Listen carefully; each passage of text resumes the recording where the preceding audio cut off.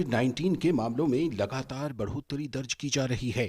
स्वास्थ्य मंत्रालय के मुताबिक 2,14,000 से भी ज्यादा मामले सक्रिय हैं, जबकि देश में एक हफ्ते पहले कोविड-19 के 77,000 मामले ही थे। पिछले 24 घंटों में देश में 58,097 मामले दर्ज किए गए हैं। इस दौरान पॉजिटिविटी दर में भी काफी बढ़ोतरी देखी गई है। 29 दिसंबर को देश में केस पॉजिटिविटी 0.79% थी, वो अब 5.03% हो गई है। मामलों में 6 गुना बढ़ोतरी और पॉजिटिविटी रेट में भी लगभग 6 गुना बढ़ोतरी दर्ज की गई है। बात करें कोविड-19 के वेरिएंट ओमिक्रॉन की, तो देश में अब तक 2,135 ओमिक्रॉन के मामले दर्ज किए गए हैं, जिनमें से 828 मामले रिकवर हो चुके हैं। स्वास्थ्य मंत्रालय ने राज्यों से निगरानी बढ़ाने का अनुरोध किया है। इस समय जो ये सर्ज नोट किया जा रहा है, इसमें हमारी ongoing strategy of test, track, treat, vaccination and COVID appropriate behaviour अभी भी प्रभावी है।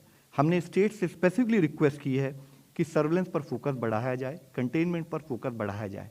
भारत में ओमिक्रॉन से पहली मौत हुई है। राजस्थान में एक व्यक्ति की ओमिक्रॉन से मृत्यु हुई है। इस बीच कोविड-19 के मामलों की बढ़ती संख्या को देखते हुए स्वास्थ्य मंत्रालय ने होम आइसोलेशन के लिए दिशा निर्देश जारी किए हैं। इसके मुताबिक बिना लक्षण वाले और हल्के लक्षण वाले मरीज जिनका ऑक्सीजन सैचुरेशन 93% से ज्यादा हो, उन्हें होम आइसोलेशन की अनुमति होगी। इसके साथ हल्के लक्षण वाले मरीज घर पर ही रहेंगे और मरीजों को ट्रिपल लेयर मास्क पहनने की सलाह दी गई है। इसके साथ बुजुर्ग मरीजों को डॉक्टर की सलाह पर होम आइसोलेशन की अनुमति होगी। पॉजिटिव होने के बाद होम आइसोलेशन में 7 दिन रहने और लगातार 3 दिन तक बुखार न रहने पर होम आइसोलेशन खत्म माना जाएगा और दोबारा टेस्ट की जरूरत नहीं होगी। होम आइसोलेशन में रहने वाले माइल्ड और एसिम्प्टोमेटिक मरीजों को जिले स्तर पर कंट्रोल रूम के लगातार संपर्क में रहना होगा, जो उन्हें जरूरत पड़ने पर टेस्टिंग और हॉस्पिटल बेड समय पर उपलब्ध करवा सकें। मरीज को स्टेरॉयड लेने पर रोक होगी। इसके अलावा डॉक्टर की सलाह के बिना सिटी स्कैन और चेस्ट एक्सरे कराने की भी अनुमति नहीं होगी। नई गाइडलाइन के अनुसार ऐसे मरीज जिनको HIV हो, जिनका ट्रांसप्लांट हुआ हो या कैंसर से पीड़ित हों, तो डॉक्टर के सलाह के बाद ही होम आइसोलेशन की अनुमति दी जाएगी। हम सेल्फ मेडिकेशन की तरफ ना जाएं। कोई भी ब्लड इन्वेस्टिगेशन हो या रेडियोलॉजिकल इमेजिंग हो, जैसे कि चेस्ट एक्सरे या CT स्कैन, इसको मेडिकल ऑफिसर के कहने के बाद ही किया जाए, अन्यथा ना किया जाए। इसी तरीके से जो पिछले समय पर भी काफ़ी टाइम पर नोट किया गया कि स्टीरॉइड्स जो हैं उनको सेल्फ एडमिनिस्टर करने का कोई भी प्रयत्न ना हो। स्टीरॉइड्स जो हैं माइल्ड डिजीज के लिए इंडिकेटेड ही नहीं है हमारे क्लिनिकल प्रोटोकॉल में। इस बीच कोविड-19 के वेरिएंट ओमिक्रॉन की पहचान के लिए ICMR की साझेदारी से एक किट को विकसित किया गया है, जो 4 घंटे में टेस्ट का परिणाम दे देगी। Omicron detecting RT-PCR kit has been developed in partnership with Tata MD and ICMR and has been approved by the Drug Controller General of India.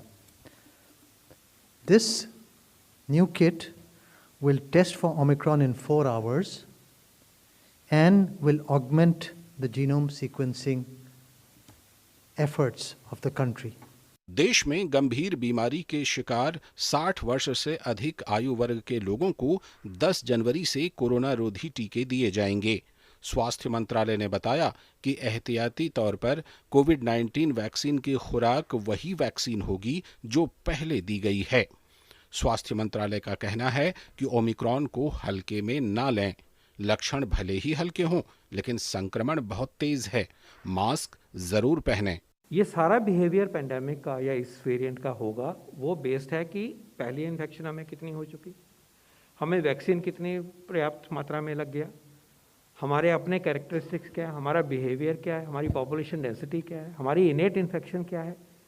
तो इट कैनॉट बी एक्सट्रापोलेटेड कि जैसे वो 1 महीने में गया तो हमारा भी 1.5 महीने में, ऐसा नहीं हम कह सकते। लेकिन जो सामने आ रहा है वो दर्शाता है कि तेज़ी से ऊपर जाके शायद तेज़ी से नीचे आता है।